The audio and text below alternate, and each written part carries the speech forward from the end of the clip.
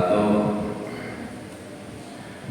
Innal hamdalillah nahmaduhu wa nasta'inuhu wa nastaghfiruh wa na'udzu bihi min syururi anfusina wa min sayyiati a'malina.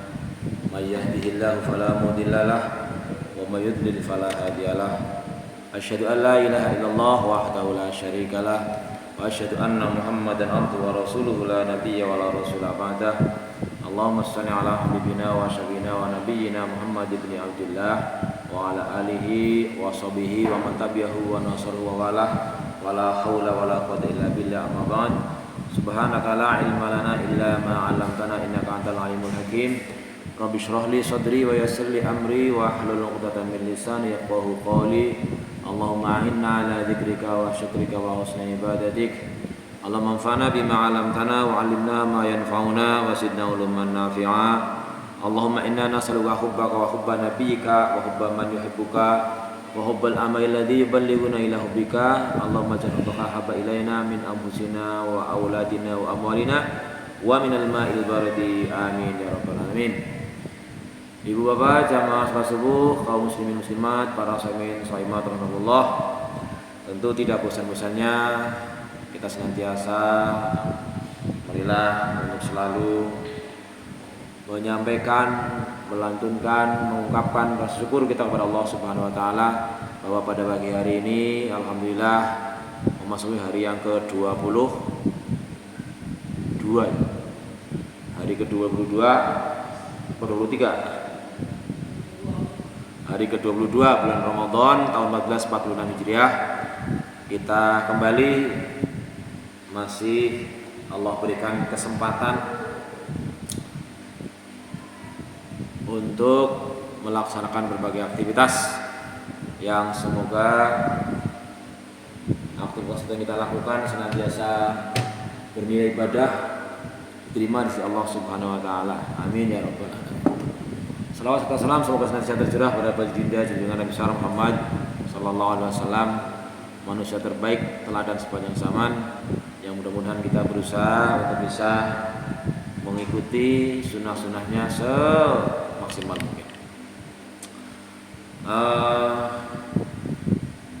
Sudah 21 hari lebih. Bentar nih volumenya.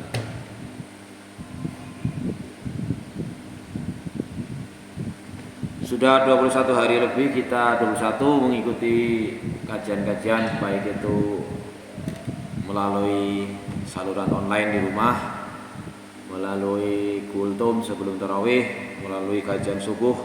Tentu sudah banyak sekali pengetahuan yang kita dapat, khususnya tentang ajaran agama kita, di mana kita meyakini, memahami bahwa perintah Rasulullah SAW untuk belajar atau untuk menggali ilmu adalah sebuah kewajiban bagi tiap orang Islam, laki maupun perempuan, dan waktunya sampai kita meninggal dunia. Namun seberapa yang sudah bisa kita pahami, kita yakini, kita hayati, kita amalkan, nah mestinya menjadi sebuah evaluasi sebagaimana yang ayat pada rakaat pertama yang dibaca, ya ayyuhalladzina amanu taqullaha wal tanzur nafsum ma qaddamat lighad.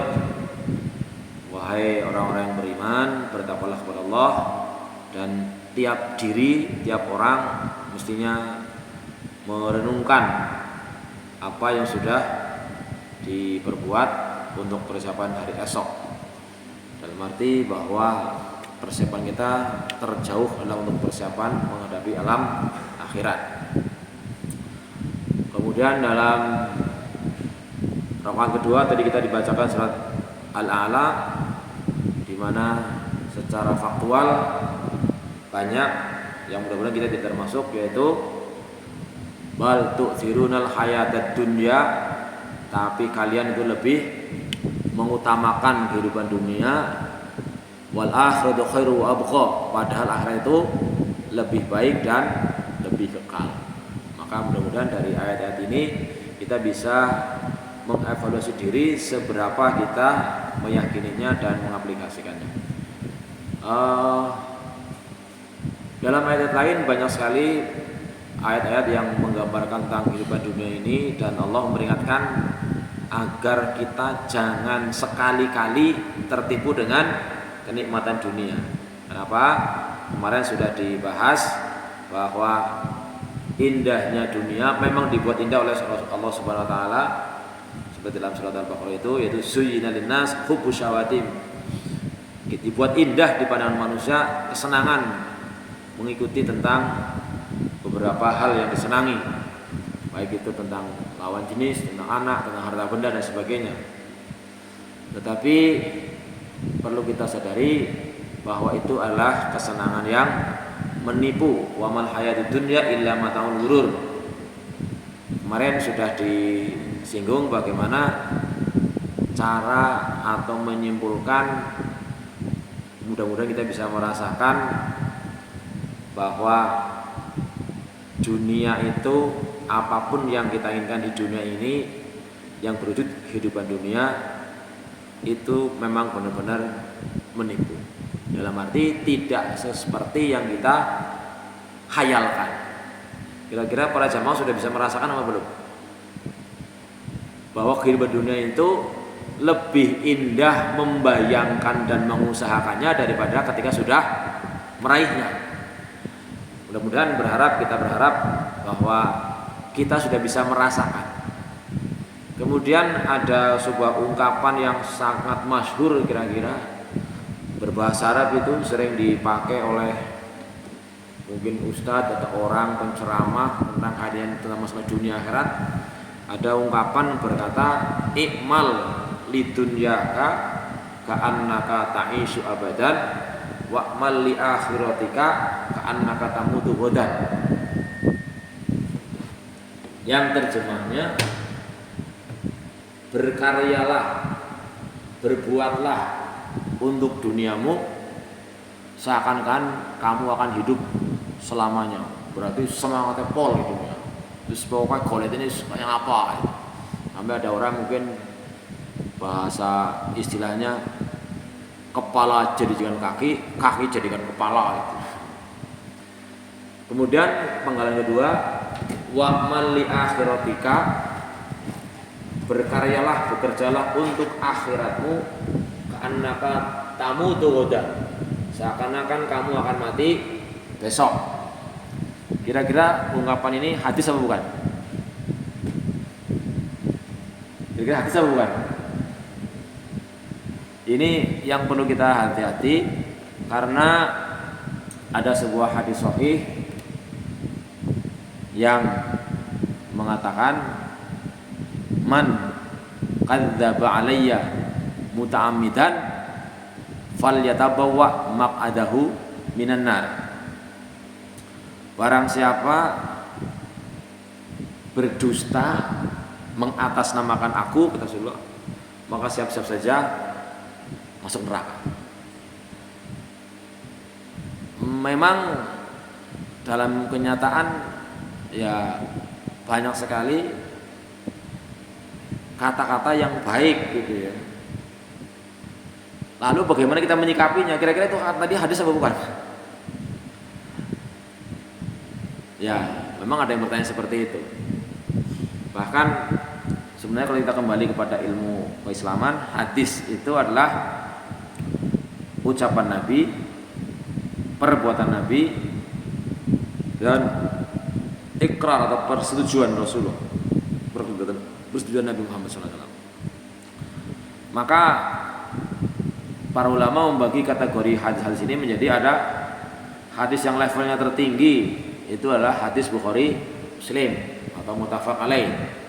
Kemudian hadis Bukhari itu sendiri, lalu hadis Muslim dan Tirmidzi, Nasai dan seterusnya. Kemudian dari kategori-kategori kebenarannya tadi ada yang hadis sahih, ada hadis hasan, ada hadis dhaif, ada hadis maudhu gitu istilahnya. Kenapa hadis sahih jelas itu yang benar, hadis hasan itu yang baik, hadis dhaif termasuk hadis yang lemah. Lalu hadis maudhu adalah hadis palsu yang sebenarnya bukan hadis, tapi kata-kata ulama atau kata seorang. Maka kalau kita mengamalkan tadi hadis yang barang siapa berdusta atas namaku dengan sengaja, bukan ucapan Rasulullah tapi dibilang qala Rasulullah. Itu kan berdusta. Kalau tahu berarti sengaja ya. Kalau tahu itu bau hadis, kalau bilang hadis itu. Nah, dalam hal ini ya kalau lebih aman tidak mengatakan qala Rasulullah.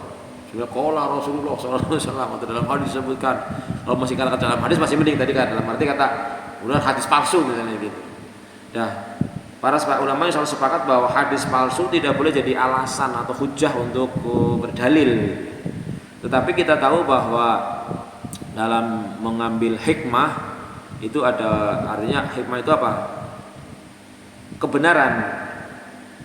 Dalam mengambil sesuatu pelajaran atau hikmah juga kebenaran ini tidak harus dari Rasulullah. Maka ada sebuah ungkapan yang berbunyi khudil hikmah wala yadurruka min ayyih khudil hikmah wala yatadurruka min ayyi ain kharajat. Sebuah hikmah, sebuah kebijakan, sebuah kebijaksanaan, kebenaran ambil saja dari manapun benarnya, dari manapun sumbernya gitu. Ada ucapan undur ma qala wala tadur man qala. Perhatikan saja apa ucapannya dari seorang, jangan yang diperhatikan orangnya. Kalau yang ngomong presiden, semua orang mau percaya, di share kemana-mana. Tapi kalau yang mengatakan anak kecil, kasarnya tidak benar gitu. Nah ini tadi baca sepintas bahwa ucapan nikmal lidunya ka'anna ta'ishu abada, bekerjalah untuk duniamu seakan-akan kamu akan hidup selamanya, wa mali akhiratika kana katamutu qauda, itu adalah hadis palsu, bukan hadis artinya ucapan. Dan memang maknanya kalau sangat, apalagi kalau dipotong separuh ya bahaya sekali. Sebenarnya seakan-akan kalau seperti itu kan kayak tidak ada kombinasi antara amal dunia dan amal akhirat.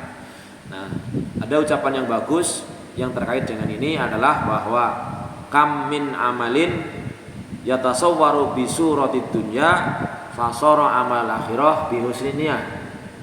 Banyak sekali amaliah-amaliah yang bentuknya amaliah duniawi, seperti makan, minum, bekerja ke sawah, berjualan dan sebagainya. Fasara amal akhirah bi husniyah, maka bisa menjadi amal akhirat dengan syarat niatnya yang baik.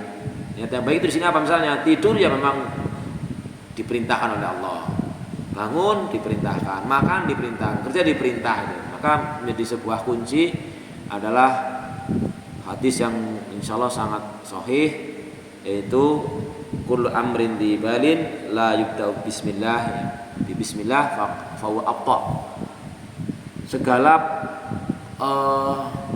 persoalan yang mengandung unsur baik, kalau tidak diawali dengan bismillah maka akan terputus pahalanya. Artinya dari pernyataan ini tadi, yang menentukan sebuah amal itu bernilai ibadah atau tidak, bernilai akhirat atau tidak adalah niatnya. Termasuk tadi sebaliknya, wa kam min amalin yatasawwaru bi suratil akhirah fasarat amal dunya bisu'in niyah. Banyak sekali amalan-amalan yang bentuknya amal akhirat, seperti sholat amal akhirat, zakat amal akhirat, puasa, haji dan sebagainya, itu hanya bisa bernilai di dunia saja karena niatnya yang tidak baik. Oleh karena itu termasuk keberadaan kita dalam masjid, semoga ini lupa disinggung dari awal ya. Ya, ketika kita ke masjid diniati bukan sekedar sholat, tapi juga diniati dengan niat iktikaf juga. Kalau diucapkan sih nawaitul i'tikaf fi hadzal masjid ma dumtu fihi lillahi ta'ala. Aku berniat i'tikaf di dalam masjid ini selama keberadaanku di dalamnya. Jadi mungkin berapa menit, berapa jam. Dan memang kalau mengikuti kajian-kajian atau ajaran Rasulullah di babak-babak terakhir bulan Ramadan, di mana kita sekarang sudah babak terakhir, katakanlah sepertiga yang terakhir, itu sangat digalakkan untuk i'tikaf. Maka jangan sampai kita tidak mendapatkan sama sekali karena tidak pernah diniatkan gitu. Maka yang mudah-mudahan diniati kita bahwa selama di masjid ya kita i'tikaf walaupun tidak sehari semalam. Nah, kemudian bahasan kita pagi hari ini lebih menekankan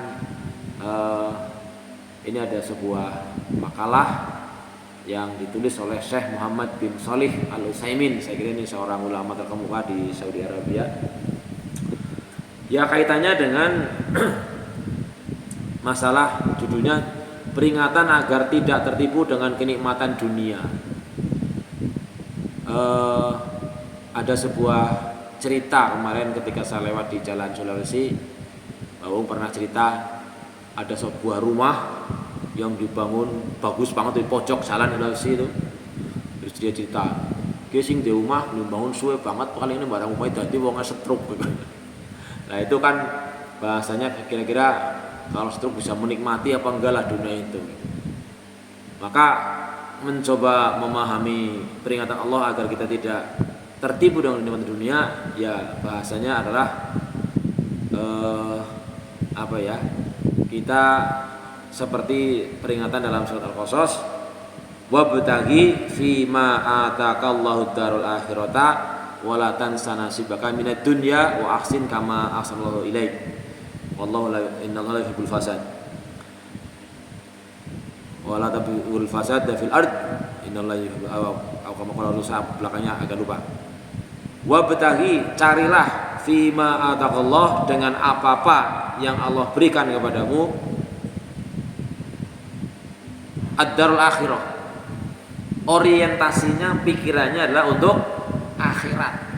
Cuma wala tansa nasibaka minad dunya, jangan lupakan bagian di dunia. Artinya kita berusaha menggunakan apa yang Allah berikan di dunia, ya umur, ya waktu, ya tenaga, ya pikiran, ya harta benda. Fokusnya adalah untuk meraih kehidupan akhirat yang lebih baik, yang kekal abadi. Maka diantaranya ada sebuah syair yang diciptakan oleh Ustaz Dodi Sulaiman yang juga diilhami diantaranya oleh ayat ini yang berbunyi apa itu? Wahai manusia, janganlah engkau tertipu daya oleh kehidupan dunia yang fana. Kemudian di selanjutnya ada kata-kata orang kaya mati, orang miskin mati, raja-raja mati, orang biasa juga mati. Dunia yang dicari tidak ada artinya, tidak berarti, tidak dibawa mati. Nah, terutama dalam hal mengingat mati ya memang pesan Rasulullah SAW, aksiru dzikra hadimil ladzat, sering-seringlah mengingat kematian. Kemudian juga kafa bil mauti wa'idho, cukuplah kematian menjadi pengingat. Kemudian juga ayat mengatakan kullu nafsin dha'iqatul maut summa tuwaffawna ujurakum yaumil qiyamah. Maka dengan mengingat mati kita akan menjadi bersemangat dalam melaksanakan aktivitas peribadatan, dan mati itu tidak harus menunggu tua, tidak harus menunggu sakit. Karena kemarin ketika saya pulang dari sekolah ada kecelakaan yang sampai saat ini saya belum tahu informasinya, apakah dia meninggal atau hanya pingsan, karena saya tidak sempat sampai menolong sampai selesai, dibawa ke klinik oleh orang. Nah, sudah cukup banyak yang sudah kita kaji, bahkan ada tulisan ini dari Dr. Muhammad Abduh Tuasikal. Beliau ini alumni UGM, terus melanjutkan kuliah ke Mekah, ke Saudi Arabia. Di antaranya beliau mengutip tadi ayat Al-A'la yang kita baca, bal tu'thirunal hayatad dunya wal akhiru khairu abqa.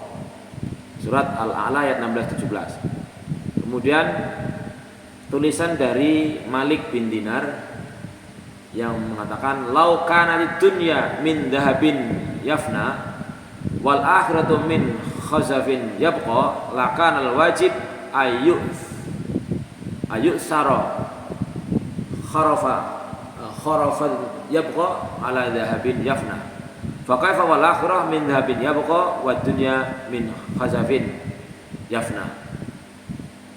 andai kata dunia ini merupakan emas yang akan fana, ya kalau di dunia apapun kan akan berakhir, entah uangnya triliunan dolar, entah harta bendanya seluas apapun pemiliknya, pasti juga akan ditinggal.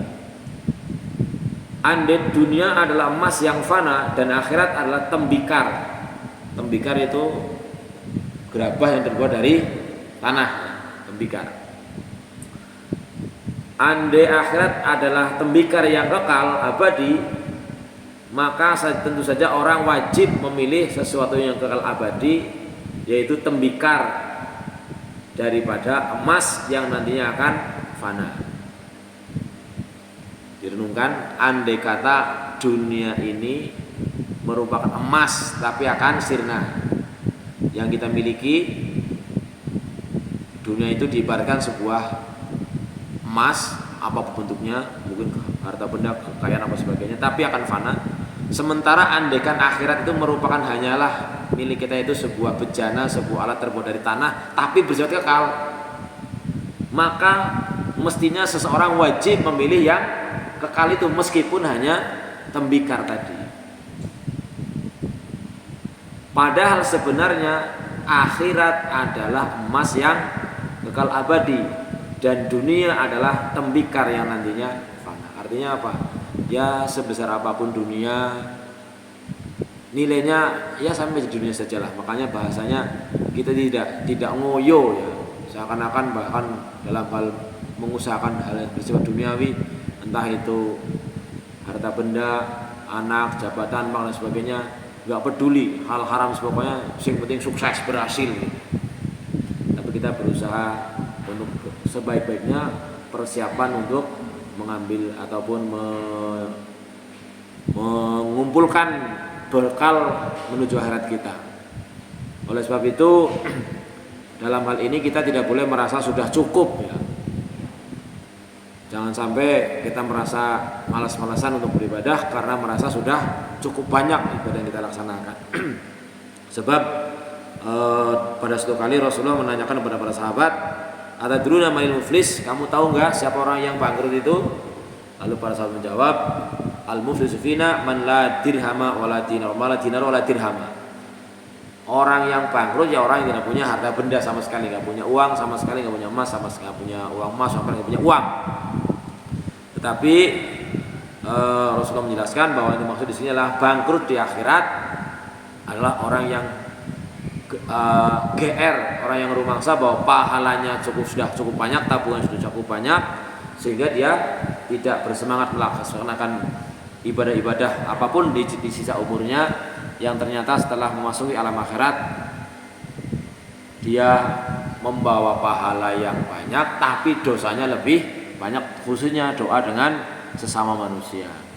Kemudian kesalahannya kepada manusia diambilkan dari pahalanya untuk manusia yang disakiti, yang dibuat didolimi lah, sampai akhirnya pahala dia tidak cukup. Akhirnya dosanya, kesalahannya orang yang didolimi diberikan kepada kita. Itulah orang-orang yang bangkrut. Oleh sebab itu dalam hal beribadah seperti yang sudah kita bahas kemarin, semoga kita tidak memilih-milih mana orang wajib ikih gitu. Tapi kita berusaha semaksimal mungkin ya untuk melakukan sebisa-bisanya, sekuat mungkin, melaksanakan setiap kesempatan untuk beribadah sebaik-baiknya, apalagi ibadah-ibadah yang sudah betul-betul masyru', yang memang disyariatkan dalam agama kita. Barangkali itulah yang bisa saya sampaikan kait dengan masalah pagi ini yang sudah cukup banyak kita bahas. Intinya adalah kita bagaimana berusaha untuk mengakhiri dunia ini nantinya ketika kita dipanggil oleh Allah SWT melalui malaikat Israel, mudah-mudahan dalam keadaan terbaik, husnul khotimah. Kiranya ada hal yang mungkin perlu didiskusikan, mudah-mudahan bisa menambah hasanah wawasan kita. Ada enggak? Kalau tidak ada, silahkanlah, marilah kita manfaatkan waktu yang tersedia untuk bertadarus, mengkaji ilmu dan sebagainya. Semoga semakin mendekati akhir Ramadan, keberadaan kita di hadapan Allah semakin baik, dan selanjutnya kita pertahankan sesudah nanti di luar Ramadan untuk tetap amalia-amalia Ramadan yang kita kerjakan, kita lestarikan, kita istiqomahkan. Jangan sampai Ramadan berakhir, amalia-amalia Ramadan sudah berakhir, baik dari sedekahnya, dari sholat malamnya, dari belajar ilmunya, dan lain-lain sebagainya. Mudah-mudahan memberikan manfaat, kurang lebihnya mohon maaf. Alhamdulillahirabbil alamin. Subhanakallahumma wa bihamdika asyhadu an la ilaha illa anta astaghfiruka wa atubu ilaik. Assalamualaikum warahmatullahi wabarakatuh.